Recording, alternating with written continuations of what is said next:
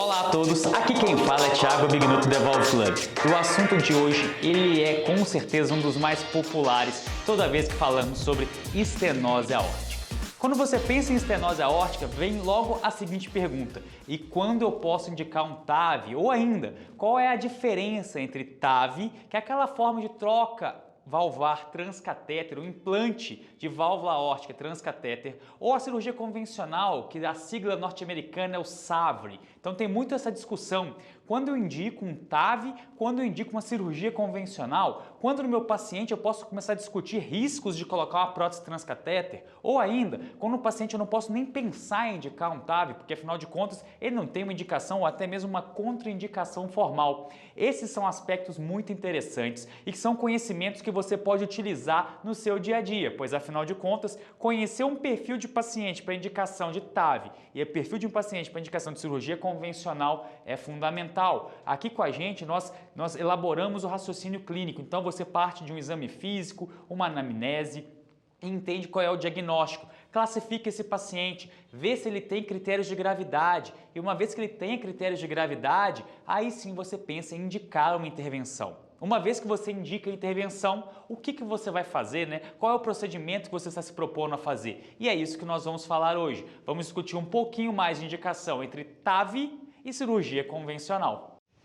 Então vamos lá para a gente discutir um pouquinho sobre isso, mas antes de qualquer coisa é entender sobre qual valvopatia nós estamos falando. Quando eu falo em estenose aórtica, eu falo numa dificuldade de abertura da válvula aórtica durante a sístole, que é o momento com a qual a válvula deveria estar aberta. Por alguma razão, a gente vai ver quais são os motivos para isso acontecer, essa válvula não abre adequadamente. Quando ela não abre adequadamente, você dificulta a passagem de sangue naquela topografia. Ao dificultar a passagem de sangue, você cria um gradiente sistólico, porque o sangue passa ali durante a sístole. Então aquela válvula não abre adequadamente, isso gera uma redução da área valvar, a área valvar está reduzida e quando o sangue passa naquela topografia com uma área valvar reduzida, você tem o surgimento de um gradiente sistólico, uma diferença de pressão entre o ventrículo esquerdo e a aorta. E isso é o que define o nosso diagnóstico. Se você me perguntar qual os critérios que você pode avaliar numa estenose aórtica, que define estenose aórtica, a resposta é área valvar. Então, a redução da área valvar é o principal sinal. E aí vem junto com isso aceleração da velocidade do fluxo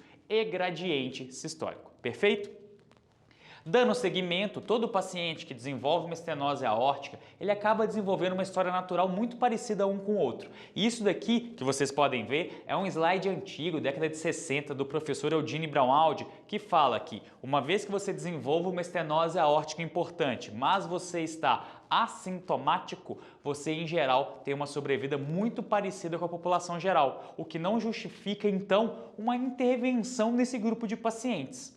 Mas, a partir do momento que ele desenvolva algum tipo de sintoma, e na estenose aórtica nós temos uma tríade clássica, nós temos aqui síncope, dor torácica e dispneia, você consegue entender que a sobrevida dele está reduzida. Então você consegue entender que a sobrevida dele está reduzida e isso aí é importante para você indicar uma intervenção. A partir do momento que ele tem uma lesão importante e desenvolve sintomas, como vocês podem ver, é o momento de você pensar em intervenção. A depender do sintoma que ele manifeste para você, você consegue inclusive estimar o tempo de sobrevida caso você não faça nada. Exemplo clássico que nós temos disso: se o paciente desenvolver angina, dor no peito, tendo estenose aórtica importante, em geral, em 5 anos esse paciente evolui para óbito. Você sabe por que o paciente desenvolve angina nesse contexto? Não? Clica no nosso vídeo aqui em cima que eu tenho certeza que você vai entender um pouquinho mais. Se ele manifestar síncope para você, você também vai estimar que geralmente em 3 anos esse paciente vai ter um desfecho negativo indo para óbito. Agora, a pior manifestação de todas pensando em prognóstico é a insuficiência cardíaca, manifesta pela presença de dispneia aos esforços. Então, se ele apresenta dispneia aos esforços, em geral, em 2 anos, o desfecho dele é negativo, caso você não faça a intervenção adequada. E hoje a discussão é exatamente essa: tipos de intervenção nesse grupo de paciente. Para você entender como que é a grande maioria da etiopatogenia desses pacientes, você precisa entender como ela se desenvolve, né? E a partir do tempo, como você sabe, valvopatia, a maioria das vezes a gente vai discutir, são patologias crônicas, degenerativas e progressivas. E tudo começa com a deposição de colesterol e cristais de cálcio naquele folheto aórtico. Igualzinho é a doença coronariana. A doença coronariana também tem um comportamento muito parecido com isso. É um tipo de patologia que desenvolve deposição de colesterol oxidado e cristais de cálcio na parede da artéria coronária. A mesma coisa que acontece na válvula aórtica. E quanto mais isso acontece, menor a mobilidade desse folheto valvar aórtico, portanto, menor a área valvar. Nós fazemos até essa leitura, porque isso que nós estamos conversando, essa história natural, é de um tipo de etiologia da estenose aórtica. Nós temos alguns outros, principalmente aqui no Brasil, né, um país em desenvolvimento, nós não podemos esquecer a etiologia reumática, que pode evoluir com estenose aórtica reumática. Mas, na nossa discussão de hoje, entre cirurgia convencional e TAV, vocês vão ver que a discussão ela vai ficar muito mais forte em um tipo de etiologia, que é a calcífica. De forma geral, a estenose aórtica tem 3 grandes etiologias que compõem a grande prevalência da estenose aórtica. A etiologia reumática, Brasil, por exemplo, países em desenvolvimento como Índia, alguns países africanos, ok? A etiologia calcífica, que a gente vai discutir hoje aqui com mais ênfase, e é muito dessa história natural que eu mostrei para vocês. A diferença da reumática para a calcífica é a topografia da lesão dentro do aparato valvar aórtico. A reumática acontece um acometimento nas comissuras, é um desenvolvimento de uma fusão comissural, então é na borda livre dos folhetos. Já a calcífica não, é na base do folheto vindo para a ponta do folheto. Então a última área a ser acometida são as comissuras. Então você vai ter muito cálcio no corpo do folheto, na base do anel, o que dificulta a abertura.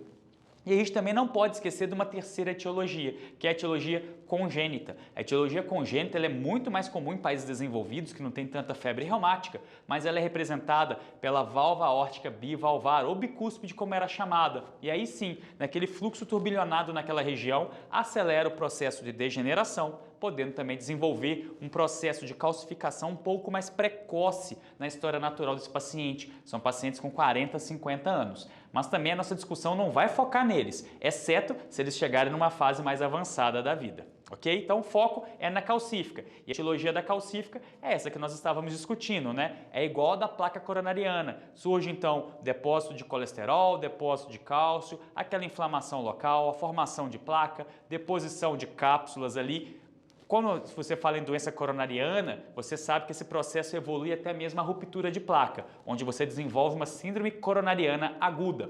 Aqui, quando eu falo em valvopatia, isso pouco me interessa, porque nesse tipo de paciente, a ruptura de uma placa que esteja num folheto valvar aórtico não vai obstruir nada, não costuma ter repercussão clínica. Me interessa esse processo até um estágio anterior, que aí sim eu tenho uma redução de mobilidade, eu tenho um enrijecimento, uma calcificação do folheto. E isso aqui é o que causa a patologia que nós estamos discutindo.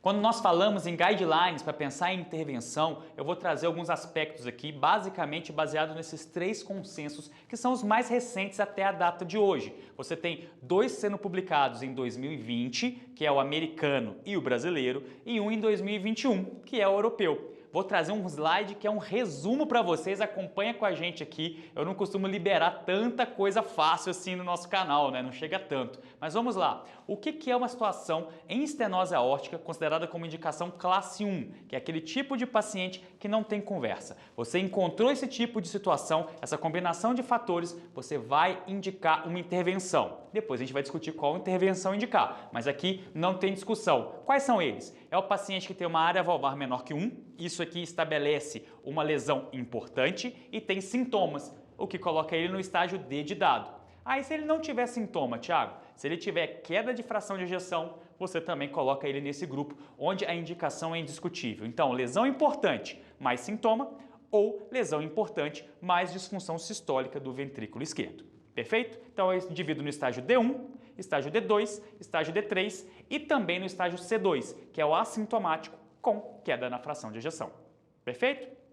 Agora, quais são os pacientes que eu indicaria com muita recomendação, mas não tão forte igual o classe 1, seria o classe 2A. É o indivíduo que tem uma lesão importante, assintomático, que é o estágio C1, ok? Mas com complicadores. Quais são esses complicadores? Basicamente, um teste ergométrico que não foi 100% legal, ok? Marcadores séricos como BNP subindo ou uma doença muito progressiva e sempre com um paciente de baixo risco cirúrgico. Você não vai entrar de forma precoce num paciente que já tem um alto risco. Você vai simplesmente aumentar muito o risco dele, podendo não ser necessário naquele momento. Agora, se você está diante de um serviço de alta performance cirúrgica e um paciente de baixo risco cirúrgico, esse contexto, paciente com lesão importante, assintomático, você pode pensar sim em indicar uma intervenção com nível aí razoável, 2A a recomendação, ok?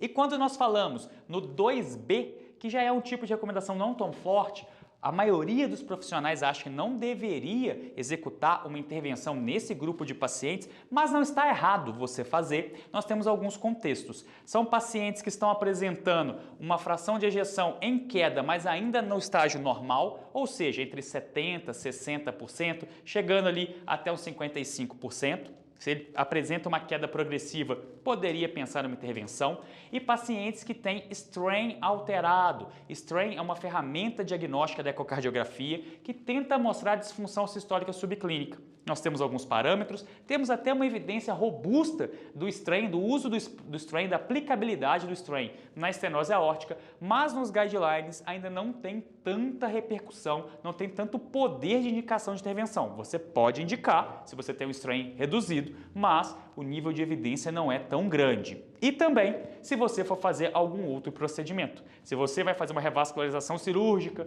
se você vai abordar esse paciente, ele tem uma lesão importante, aí não interessa se ele tem sintoma ou se não tem sintoma, se tem sinal de gravidade. Você já abriu, já está lá dentro do paciente, já fazendo o procedimento, conserte também o que tem de problema na estenose aórtica.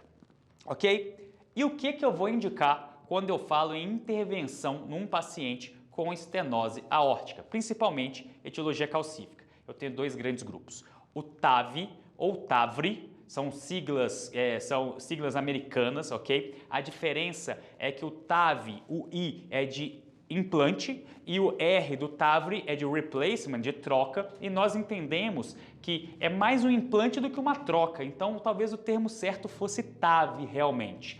TAV contra cirurgia aberta, ok? Cirurgia convencional, com esternotomia. Aí vem as pessoas, mas você não precisa fazer uma esternotomia, faça uma toracotomia lateral. Ok, mas você vai ter que abordar cirurgicamente. E aí nós temos a necessidade da circulação extracorpórea, que a gente vai discutir já já.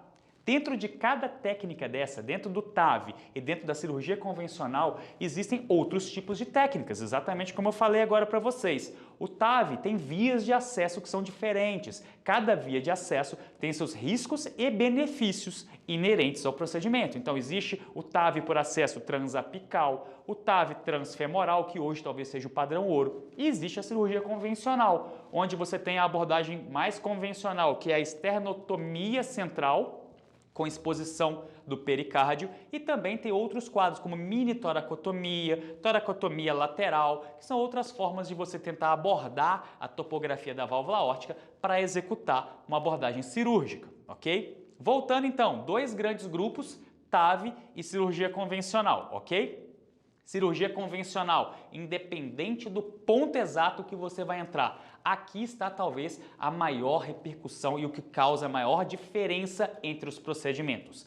Quando você vai partir para uma abordagem convencional, você precisa colocar o seu paciente em circulação extracorpórea. O que é isso, Thiago? Eu tenho que parar o coração desse paciente e fazer uma máquina substituir essa circulação. Quando eu faço isso, quando eu paro esse coração, geralmente por hipotermia, e tiro a circulação dele e coloco numa máquina que vai substituir o coração e o pulmão, eu gero um processo inflamatório importante nesse paciente, tempo dependente. Quanto mais tempo esse paciente fica nessa situação hemodinâmica, mais inflamado esse paciente estará no retorno da circulação extracorpórea. E isso tem o maior impacto que talvez diferencie os dois procedimentos. A necessidade de uma circulação extracorpórea e a necessidade disso demorar. Você não consegue resolver um procedimento desse aqui em 10 minutos. Você vai precisar de pelo menos aí 40, 50 minutos de circulação extracorpórea com um cirurgião muito bem treinado.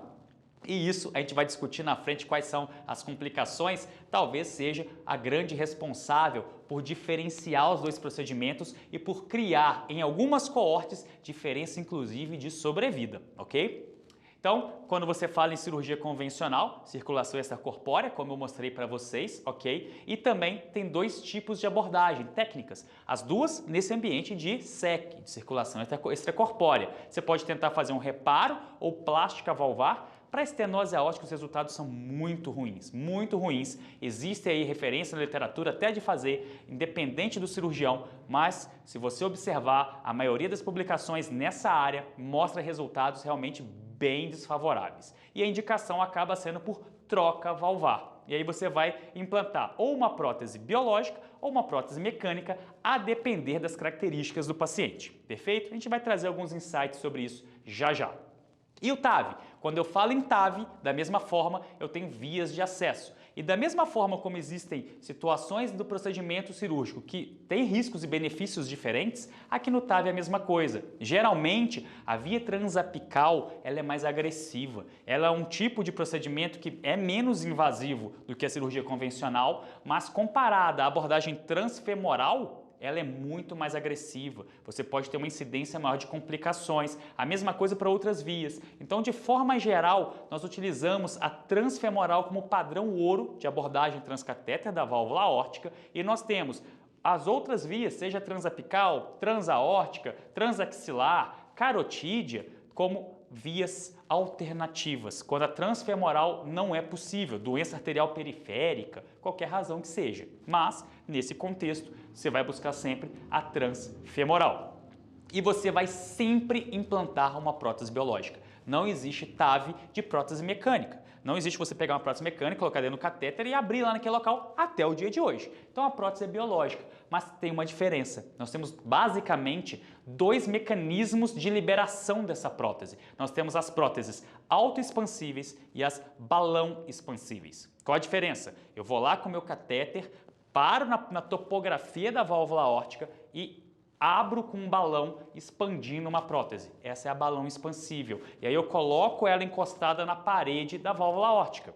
Perfeito? A outra não. Eu posiciono e libero ela. E ela é feita de um material, de um metal que tem uma memória térmica. Quando entra em contato com o sangue, ela abre e mantém-se expandida porque ali dentro é quente. E isso aí faz ela lembrar de uma posição que ela tinha em ambientes mais aquecidos. Ela entra gelada e ali dentro ela abre, encontra um ambiente quente e encosta nessa parede. Geralmente o material é nitinol, ok? E esse mecanismo de liberação é tão importante que traz diferença de desfechos entre a prótese autoexpansiva e balão expansível. Vamos também fazer algumas análises ainda nessa discussão. Perfeito? Então, basicamente, nós temos dois grupos. Cirurgia convencional, aqui eu chamo de SAVRI, e o TAVRI ou TAV, fica a seu critério de acordo com a qual você quiser definir. E nós temos os tipos de dispositivos possíveis de ser implantados. Próteses biológicas e mecânicas ou, aqui do outro lado, sempre próteses biológicas. A diferença, autoexpansível ou balão expansível. E o que eu utilizo de critério para poder falar? Tiago, esse é um paciente para TAV. Tiago, esse é um paciente para cirurgia convencional. Basicamente, são esses três critérios hoje que nós utilizamos. Dois mais fortes, um que está ficando em segundo plano. Vamos discutir o primeiro, é a idade, e ele é muito forte, ok? Como que nós dividimos idade nesse contexto de intervenção em estenose valvar aórtica? Como que funciona? Pacientes jovens e pacientes idosos. A diretriz norte-americana e a diretriz europeia trazem algumas referências de idade para nós falarmos em que tipo de dispositivo implantar. Pacientes jovens, tanto pela diretriz americana como pela europeia, têm indicação de implantar prótese mecânica. Isso por si só encerra a nossa conversa sobre TAV, porque TAV é uma prótese biológica. Então, em pacientes pelos Estados Unidos, pela diretriz americana, menor do que 50 anos, e pela diretriz europeia, menor do que 60, já não tem nem conversa, porque esse é um paciente com indicação de prótese mecânica. Ah, Tiago, mas é um paciente que eu quero indicar uma prótese biológica por N razões, problemas com anticoagulante, qualquer coisa que seja. Posso indicar o TAV? Não. você não tem até essa data autorização de indicar TAV em pacientes nessa faixa etária, ok? Isso é classe 3, você não pode indicar. Tudo bem? Ah, por quê? Porque ainda não tem muito estudo de durabilidade. Basicamente é isso, mas a gente vai ver alguma coisa a respeito. Ok, então eu estou agora com um paciente idoso. Vamos supor que eu estou com um paciente ali de 65 anos, ok? E aí eu olho pelas diretrizes e eu vejo, pela europeia eu poderia colocar uma prótese biológica, pela americana é uma área de dúvida, né, a área cinzenta, então eu poderia optar por uma prótese biológica. Posso implantar um TAV? Não. TAV, quando nós falamos, o corte de idade é pelo menos 70 anos. Isso na americana. Na europeia de 2021, esse ponto de corte subiu para 75 anos. Então, você vai falar TAV quando o indivíduo tem uma idade compatível para TAV. A sua discussão entre TAV e cirurgia convencional deve se limitar a indivíduos acima de 70, quiçá 75 anos, a depender da referência que você quer usar, ok? Tudo bem? Então, a nossa discussão de prótese biológica tipo TAV, transcatéter, ela está limitada por idade. Então, indivíduos acima de 70 anos. Ah, mas eu quero indicar no paciente mais novo. Off-label. Você vai arriscar uma situação que depois você pode responder por isso. Não há indicação por nenhum documento nesse tipo de paciente, ok? Então, vamos lá. Por que eu não posso colocar? Exatamente por isso. A definição de deterioração estrutural de próteses nos mostra que próteses biológicas em pacientes mais jovens evoluem com calcificação e desgaste de forma acelerada. E se eu colocar um TAV nesse paciente, eu vou perder essa prótese muito rápido. Então, até o dia de hoje, eu não tenho recomendação, não tenho evidência de que é seguro colocar uma prótese TAV nesse grupo de pacientes. Ah, Thiago, mas eu já vejo pacientes com prótese biológica em uma idade muito menor, não entendo por que não pode.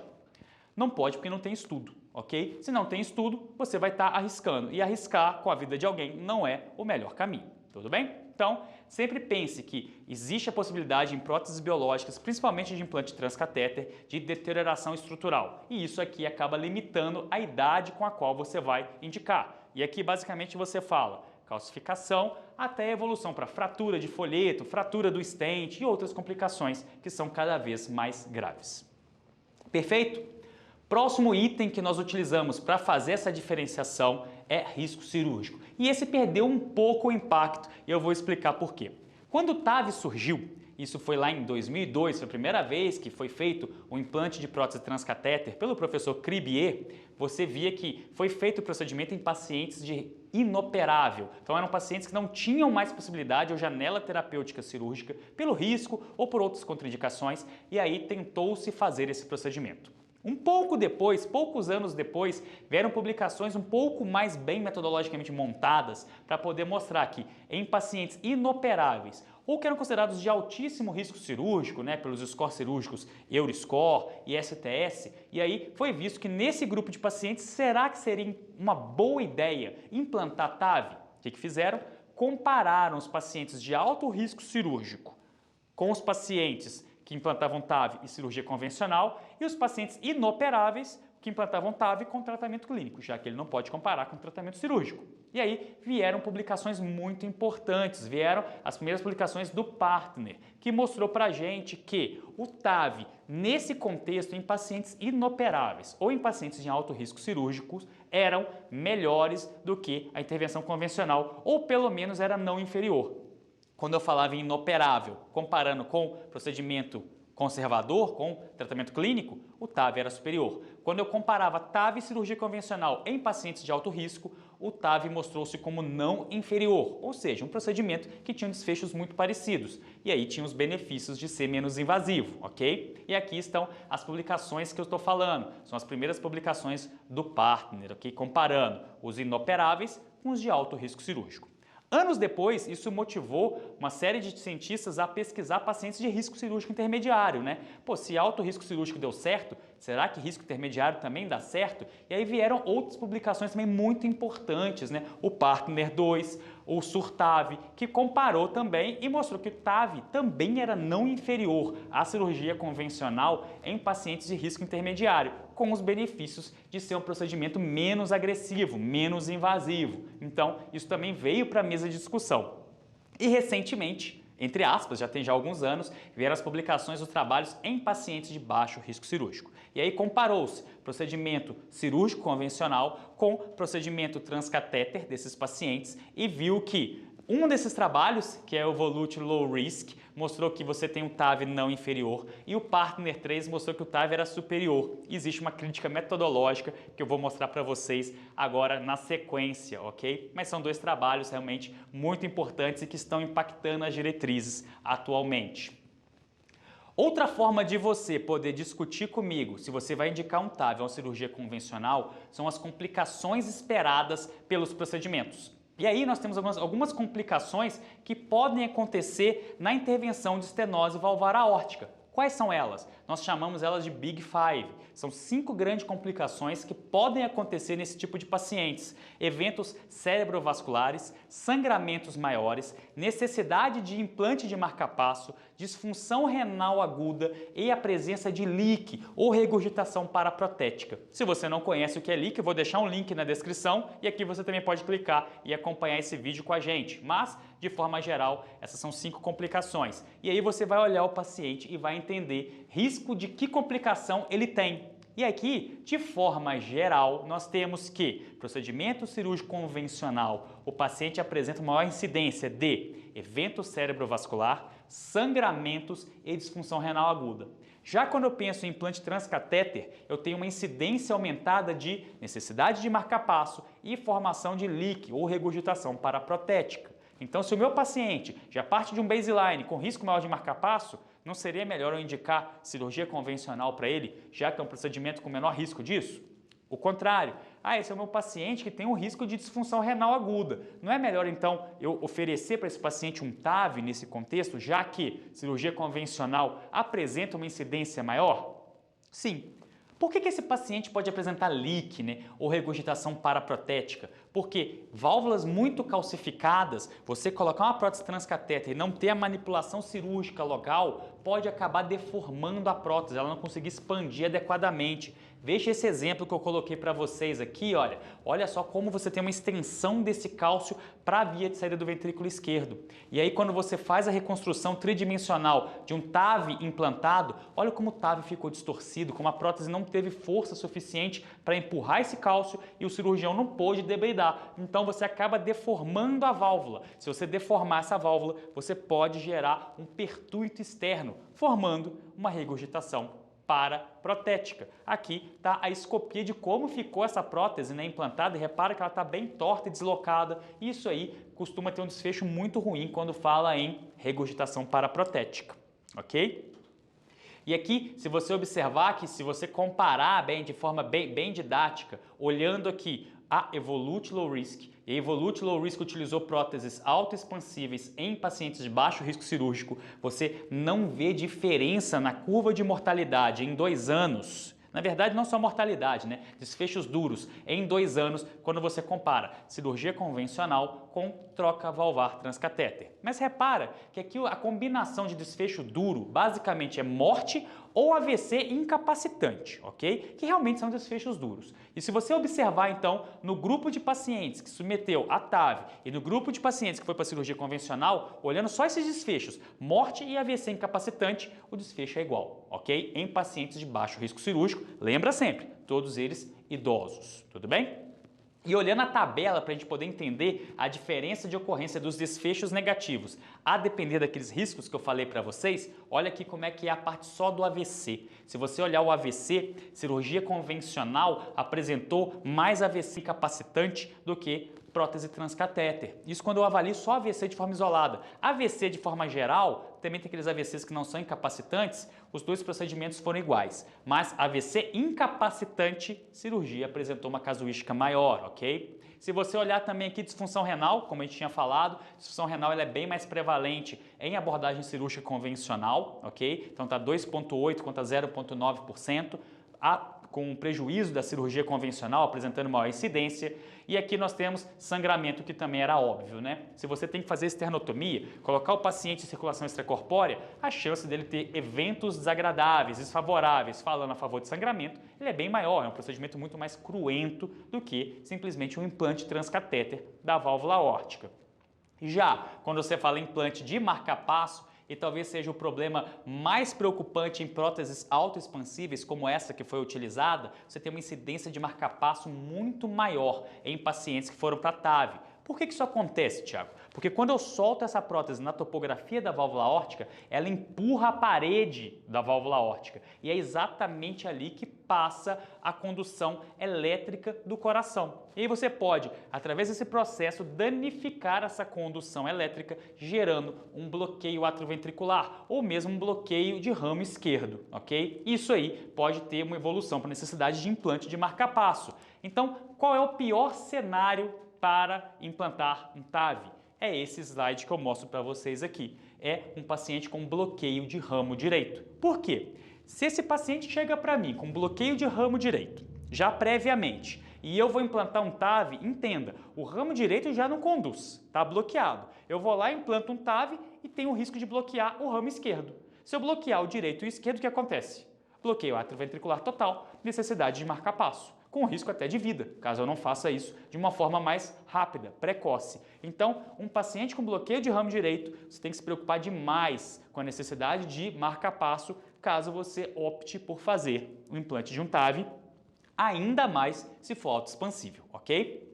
Agora, se você olhar a outra publicação, que também foi feita muito próximo daquela, em pacientes de baixo risco cirúrgico, o Partner 3, onde ele compara agora uma prótese balão expansível na topografia aórtica, você vê os resultados um pouco diferentes. Olha aqui qual que é o gráfico de desfecho duro, ele mostrando que prótese transcatéter apresenta uma sobrevida melhor, um desfecho melhor. Por quê? Porque ele associou aqui não só igual ao outro trabalho de morte e AVC incapacitante, aqui ele colocou reinternação. E você sabe muito bem que um paciente que teve uma intervenção dessa, ele demora mais para recuperar se a via for cirúrgica convencional, ele acaba tendo um risco de voltar para o hospital. Isso aí acaba desequilibrando essa balança. Muitos cientistas criticaram esse tipo de associação para mostrar desfechos, porque reinternação não deveria ser um desfecho tão duro assim.